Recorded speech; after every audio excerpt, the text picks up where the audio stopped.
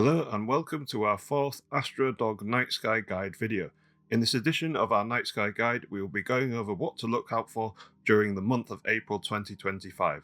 While our nights are rapidly getting shorter, April is still a great time to enjoy the night sky, and there's quite a few exciting celestial sights to look out for, including the second major meteor shower of 2025. The month of April is when spring really gets underway and nights become warmer.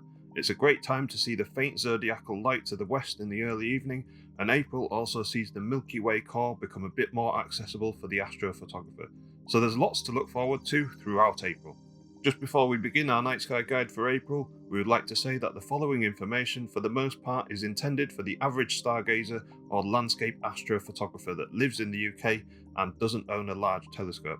If we do cover anything that requires a telescope to observe, this will be mentioned along with the event or subject in question. The following information given also assumes your viewing location is in the centre of the UK at a latitude of around 55 degrees north. This means that details and times given may vary slightly for you depending on your location, but are otherwise a good general guide. All the times given are now in British summertime thanks to daylight savings that came into effect at the end of March. And one last thing to note is that the depictions and descriptions of the general monthly night sky views are given for times when the sky is at its darkest, with the specific times stated in text along with the graphical depictions. Okay, so without further ado, let's dive in. Sunrise and sunset times throughout April will be as follows. On the 1st, the sun will rise at 6:42 am and will set at 7:45 pm. On the 11th, the sun will rise at 6:18 am and set at 8:03 pm. On the 21st, the sun will rise at 5:55 am and set at 8:21 pm, and then on the 30th, the sun will rise at 5:36 and set at 8:37 pm. Moon phases now. The moon reached its new phase on the 29th of March, so we'll start the month of April as a waxing crescent. First quarter will occur on the 5th, full moon on the 12th to 13th, last quarter will be on the 21st, and new moon will be on the 27th. As usual, the moon will be paying some close visits to other celestial objects this month, and these meetings will be discussed in more detail in our highlights section. For all the aurora enthusiasts, even though some people consider the vernal spring equinox the end of the aurora season due to our skies becoming brighter, it's still worth heading out on nights when the space weather stats are looking promising. We are still in the middle of a period of time in the sun's 11-year solar cycle where the sun is more likely to show increased magnetic activity called solar maximum, and because of this, there is the possibility that throughout 2025, even during the brighter months, we may be treated to more great auroral displays. So let's keep all our fingers crossed for more great displays, and if you would like to be kept in the loop with regular updates and alerts for possible aurora displays, please follow our Facebook page. For Milky Way fanatics, April is a very exciting time indeed, as the month of April is considered by many to be the true start of the Milky Way core season. Early mornings throughout April are a great time to capture an east-facing springtime Milky Way arch, albeit fairly low in the sky, and the bright glow of the Milky Way core can be captured as the core rises in the southeast in the early morning. Onto general nighttime sights now. Looking towards the north throughout April, you'll be able to spot all the familiar circumpolar constellations, with the iconic asterism the Plough and the constellation Ursa Major visible straight above at the zenith in the middle of the night. The constellation of Andromeda is dipping below the horizon. The constellations of Ophiuchus, Lyra and Cygnus can be seen rising in the east, and the constellations of Aries, Taurus and Orion can be seen sinking low in the west.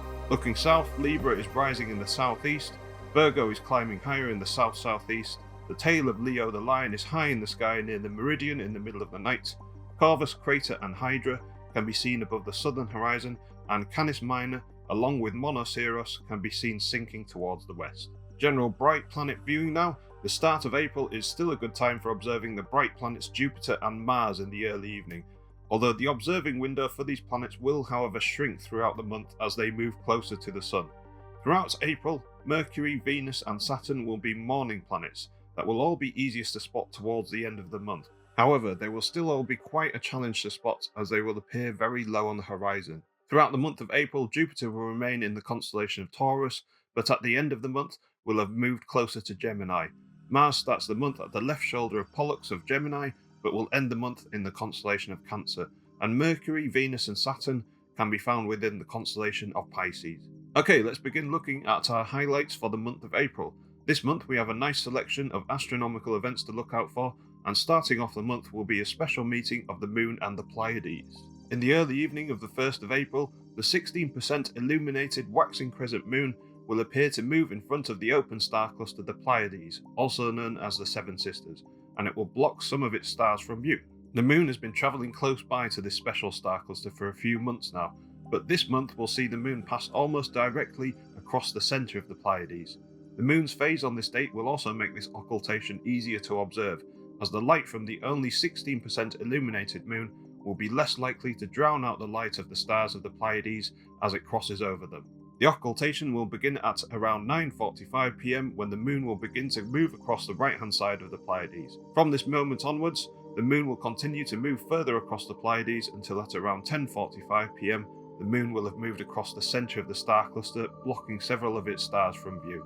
From here, the moon will begin to slowly move away from the Pleiades, gradually uncovering its central stars until at around 11:45 PM the occultation will end. When viewing the moon during this event, it will appear as a beautiful thin crescent. However, you may also be able to see some detail on the darker portion of the moon too. This is due to an effect that is known as earthshine. Earthshine is caused by sunlight reflecting off the surface of the Earth and illuminating the darker portion of the moon. On the night of the 2nd of April, the moon will be appearing fairly close by to the bright gas giant planet Jupiter. On this date, if you look towards the west, as soon as the skies start to become darker, you will be able to spot the moon appearing close by to the bright point of light that is the planet Jupiter. The two luminaries will appear closest together just after midnight at around 12:30 AM, when the two will be separated by only 4 degrees. On the night of the 5th, the moon will pay a very close visit to the red planet Mars. As soon as the skies start to become darker, you will be able to observe the moon appearing close by to the beautiful red point of light, which is the planet Mars. The moon and Mars will appear at their closest together at roughly 9:30 PM, when they will be separated by just over 1 degree. On the morning of the 10th, just ahead of sunrise, the planets Venus, Mercury and Saturn will all be found close by to each other. Venus will be observable by eye, but to find Mercury and Saturn will require binoculars to observe. Look towards the eastern horizon at about 6 AM and you will be able to see the super bright planet Venus, and scan the area of sky around 6 degrees below and you might be able to spot Mercury and the planet Saturn.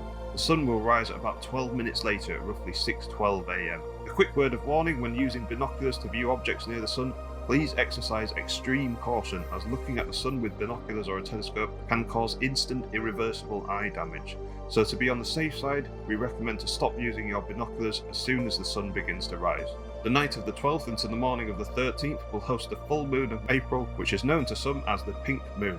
The moment that the moon will appear most illuminated will be around midnight, as the night of the 12th becomes the morning of the 13th. But don't worry if you don't get to see the moon on this night, the moon will still appear full on adjacent nights. Just after the moon reaches maximum illumination, it will also pay a close visit to the brightest star in the zodiacal constellation of Virgo, the bright star Spica. The moon and Spica will appear at their closest to each other at roughly 2:36 AM, when they will be separated by less than 1 degree.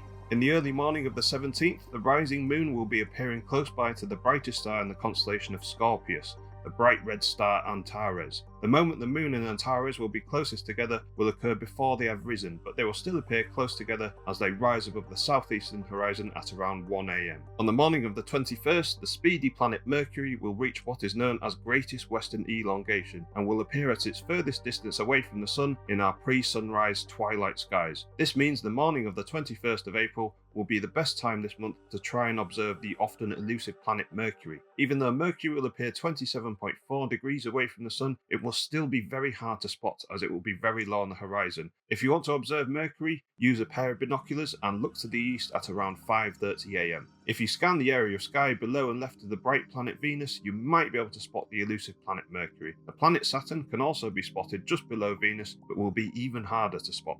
22nd of April will host the peak of the Lyrid meteor shower. Ever since the quadrantid meteor shower back in January, there has been a lack of major meteor shower activity, and the return of the annual Lyrid meteor shower is always welcome after such a long meteor shower drought. The Lyrid meteor shower is our must-see highlight for the month of April 2025. The Lyrid meteor shower is named so because the point in the sky where its meteors appear to radiate from, also known as the radiant, is located near the constellation of Lyra the Harp. However, the exact location location of the radiance during the peak of the shower is actually located within the constellation of Hercules. The shower is active between the 14th and 30th of April, and this year peaks on the 22nd. Although it isn't the most prolific of the meteor showers, the Lyrids can produce up to 20 meteors per hour under perfect conditions, and the shower is known for its bright and fast meteors. The Lyrid shower also overlaps another major meteor shower, the Eta Aquarids, which becomes active on the 19th, so there's plenty of chance to see shooting stars blazing across the sky on the 22nd. The exact peak time for the shower will be in the daytime at around 2 PM, so it will be worth trying to view some meteors in the early morning of the 22nd as well as the night of the 22nd. The moon's phase and rise time is also very favourable for this year's Lyrid meteor shower, with the waning crescent moon rising at dawn. This means the moon won't be around to cause any light pollution and interfere with our view of all the fainter meteors. For more detailed information on the Lyrid meteor shower, including tips and tricks to help you increase your chances of viewing meteors, please head to our Facebook page or website to read our comprehensive Lyrid meteor shower post. On the morning of the 25th, the 10% illuminated waning crescent moon will appear close by to the bright planet Venus and the ringed planet Saturn. Just before sunrise, look towards the east at around 5 AM and you may be able to spot the bright planet Venus and the crescent moon appearing 3 degrees below. Cautious binocular users may also be able to spot the ringed planet Saturn around 1 degree below and right of the moon too. The next morning on the 26th of April, the 3% illuminated waning crescent moon will appear close by to the often elusive planet Mercury. This pairing will be very hard to see but may be observable to the careful binocular user with clear views of the eastern horizon at around 5:30 AM. Try to spot the beautiful thin crescent moon and then scan the sky around 5 degrees to the right of the moon and you might be able to find Mercury. Take great care if you try this one, as the sun will rise only 20 minutes later at around 5:50 AM. On the 27th of April, the moon will reach its new phase, leaving the skies free from natural light pollution. This means the nights on and around the 27th will be ideal for viewing faint objects in the night sky and/or taking photographs of the night sky. On the morning of the 28th, the bright planet Venus will appear close by to the ringed planet Saturn. Look to the east just before sunrise at around 5:15 AM and you will be able to see the super bright planet Venus, and just over 3 degrees below, to the right you might be able to spot the fainter planet Saturn. And finally, our last highlight for the month of April 25 will take place on the evening of the 30th, when the 13% illuminated waxing crescent moon will be appearing close by to the bright planet Jupiter. This celestial meeting will be easily visible to the eye and will be a great event to end the month of April. Look to the west as darkness falls and you will be able to see a beautiful thin crescent moon, and around 5 degrees below and left you will see the bright planet Jupiter. This event will be another great time to observe the effect of Earthshine. Look out for the bright crescent, but also see if you can spot some detail in the darker portion of the moon too. So there you go, there's lots of exciting astronomical events to look out for this April, and we hope you all get to enjoy some of them when you're out under the April skies. Just before we finish up this 4th edition of our Night Sky Guide, we would like to mention that starting from the 5th, we'll be hosting lots of public stargazing events over the Easter holidays. So if you'd be interested in visiting us at our cozy stargazing hub under the beautifully dark skies of Dalby Forest for a magical night of learning and gazing at the heavens, please head to our website astro-dog.co.uk for more information and to make a booking. We hope you enjoyed this 4th edition of our Night Sky Guide, and we hope this information will help you all in seeing some of the amazing celestial events that we have throughout this April. If you liked this video and found it useful, please make sure to press the like button, subscribe to our YouTube channel, and follow us on Facebook and Instagram for more regular astronomy content, including regular alerts and updates for the Northern Lights. As always, if you head out and enjoy the night sky at any point in the near future, we wish you all good luck and clear skies.